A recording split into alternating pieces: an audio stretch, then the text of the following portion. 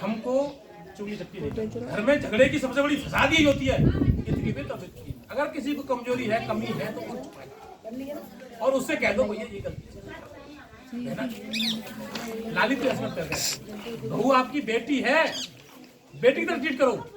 पड़ोस में क्या ही मेरी बहू तो देखो मूल फल की नहीं है, घूंघट टाइप करती है, बाहर में ठहरा लेते हैं।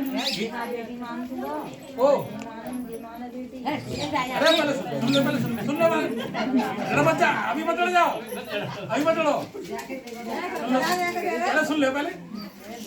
अब अम्मा तो क्या ही पड़ोसन ने कह दी बहुत पड़ोसन ने, अच्छा पड़ोसन ने जैसे अम्मा कह के वैसे लगाई और बाबू दो चार बात बढ़ा गई और जब बढ़ा के गई, अच्छा मम्मी ऐसे कह रही, मम्मी मेरा तो चाची मम्मी बहुत खराब है, देखो खावे करना देंगे, छुपा के धन लेते छोरू तो ऐसा कर अपने मैं बता पे छोरू तो ऐसा कर लेते घी ना देते माछी ना कर दो चार बात वो क्या पड़ोसन उठा के मम्मी ने कह दी, अम्मा सास ने कह दी कि तुम्हारी बहू ऐसे। अच्छा अब बहू और सास में आंखों में तर्रा आ गए, दोनों के आंखें तर्रा रही है, बात नहीं कर रही है, पूछ नहीं रही है। मम्मी तुमने ऐसे कही क्या ना, बहू तुमने ऐसे कही क्या, आपस में बात नहीं कर रही है। और ये विस्फोट कब होता है, जब कोई गलत काम, छोटा सा काम गलती आती है उसे हाँ विस्फोट होता है और फिर झगड़ा होता है। उस झगड़े में बेचारा वो लड़का फंस जाता है जो कि माँ का बेटा है और अब कौन की पिछले हो गया ना मामला। तो आपको ये देखना है कि ऐसा नहीं होना है ना। आप अपने घर की, अपने बहू की बुराई और बहू भी सास की बुराई बाहर। मम्मी क्या पूछ रहे हो, मम्मी है नहीं करेंगी, दोनों सुधारो आप लोग। अब तुमने बहू करते हैं, बहू के सासू करते हैं, यही तो लड़ाई की जड़ है, इसी को तो सुधारना है। तो कुल क्योंकि हमारे जी को लेट हो रहा है, समय हो रहा है और ज्यादा अपनी बात को लंबा ना खींचते हुए इसको खत्म करने जा रहा हूँ। प्रोग्राम रखेंगे सही ढंग से, प्रोग्राम क्या है, हम किसी नशाखोरी से व्रत रहने की 5वां सीन है, नशाखोरी नहीं करना है। हमारे घरों में आर्थिक हानि होती है तो किससे होती है, नशे की वजह से होती है, इसलिए नशा नहीं करना है। ये 5 सीलों के साथ आप लोग जो है एक बात और ध्यान रखिए, अमूमन लोग कहते हैं जैसे ये लोग गए हैं कि गंगा जी में नहाने से पाप धुल जाते हैं, यही तो बात है ना। अच्छा मुझे आप लोग ये बताइए कि पाप कर्म किससे होते हैं, मन से या शरीर से? मन से होते हैं। तो जब हम गंगा जी में नहाने जाते हैं तो मन धुलता है या शरीर धुलता है? नहीं, गंगा जी में नहाने से क्या धुलता है? ठीक है, आपने कह दी मन से नहा, मन से क्या नहाते हैं? अच्छा मन से क्या नहाते, बेमन से क्या नहाते हैं? मुझे एक बार जवाब, मन से कैसे नहाते, बेमन से कैसे नहाते हैं? नहाना तो एक तरह का होता ना भाई, जब हम अच्छा हम नहाते क्यों है?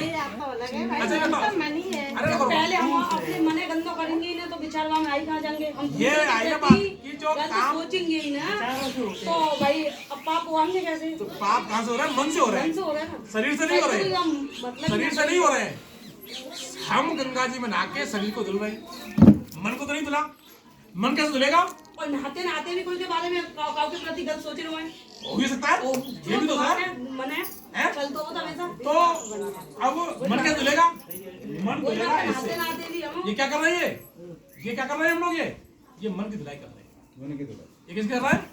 ये मन की धुलाई कर रहे हैं। तथागत बुद्ध के विचार ही मन की धुलाई करते हैं। और पहली देशना उनकी, तथागत बुद्ध ने अपने मुख से 84,000 देशना गाई, 42,000 खुद ने गाई, 2,000 उनके शिष्यों ने गाई।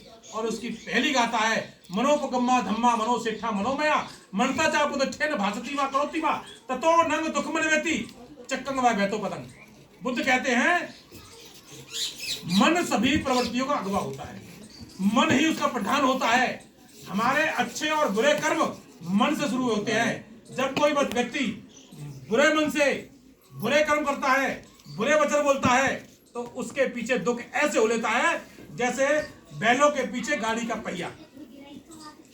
इसी में बुद्ध आए कहते हैं मनोपगम्मा धम्मा मनोसेठा मनोमया मनता चा पुदच्छेन भासती वा करोति वा ततो नंग सुखमन्वेति छाया चान पाएगी। बुद्ध कहते हैं मन सभी प्रवृत्तियों का गवाह होता है, मन ही उनका पठान होता है। जब कोई व्यक्ति अच्छे मन से अच्छे वचन बोलता है, अच्छे कर्म करता है, तो सुख उसके पीछे ऐसे हो लेता है जैसे व्यक्ति के पीछे उसकी छाया। तो मन धुला कि नहीं धुला? अच्छे वचन बोलो, अच्छे कर्म करो, अच्छे विचार रखो, मन साफ हो गया। सब पापस्य अकर्णं कुशलस्य उपसंपदा सचित परियोदपनं एतन बुद्धानुशासन। किसी पाप कर्म को न करना, अच्छे कर्मों को संचित करना, अपने चित्त को अपने मन को परिशुद्ध करना, यही बुद्धों की शिक्षा होती है। इन्हीं सब बातों के साथ आप सभी कल्याण हो, आप सभी का मंगल हो, आप सभी खुशी रहे। तथागत बुद्ध की इन गाथाओं के साथ नमो बुद्धाय जय। हम लोग सभ्य सत्ता के साथ कार्यक्रम खत्म करेंगे और फिर आप में से जब भी कोई मुझे बुलाएगा मैं पुनः आपके सामने हाजिर हो जाऊंगा। हाथ जोड़ लेंगे सभी लोग। सभी के सुख के लिए हम लोग गाथा करने जा रहे हैं। बोलिए सभ्य सत्ता सुखी होंतु,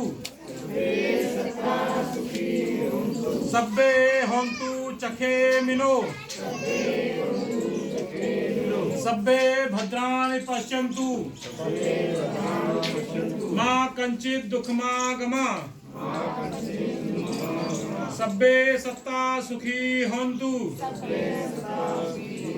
सभ्य होंतु चखे मिनो, सभ्य भद्राणि पश्यन्तु, मां कंचित दुखमागमा, सभ्य सत्ता सुखी होंतु, सभ्य होंतु चखे मिनो, सभ्य भद्राणि पश्यन्तु, मां कंचित दुखमागमा। दुनिया के सभी प्राणी सुखी हो, सभी का कल्याण हो, सभी को कल्याण का मार्ग मिले, किसी को कोई दुख ना हो। दुनिया के सभी प्राणी सुखी हो, सभी का कल्याण हो, सभी को कल्याण का मार्ग मिले, किसी को कोई दुख ना हो। दुनिया के सभी प्राणी सुखी हो, सभी का कल्याण हो, सभी को कल्याण का मार्ग मिले, किसी को कोई दुख ना हो। साधु साधु साधु। बुद्धं नमामि, धम्मं नमामि, संघं नमामि।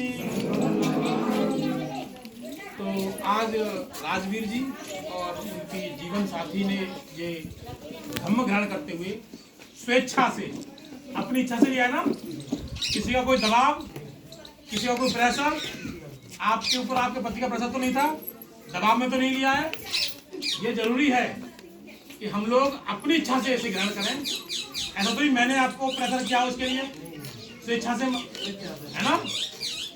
तो अब किसी को भी धम्म ग्रहण करना हो या लगता हो कि हमें अपने घर में ऐसी विचारधाराओं से कोई बहुत बड़ा मतलब चमत्कार नहीं होता है।